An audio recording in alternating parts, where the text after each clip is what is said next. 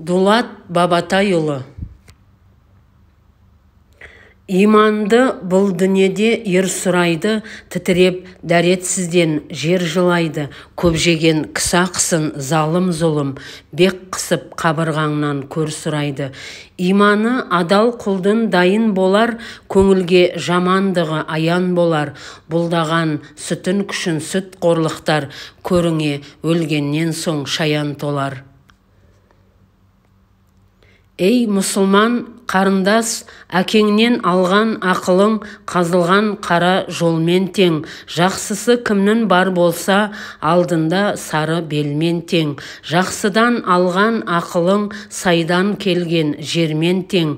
Көп жаманның мінезі жиылып келген жынмен тең.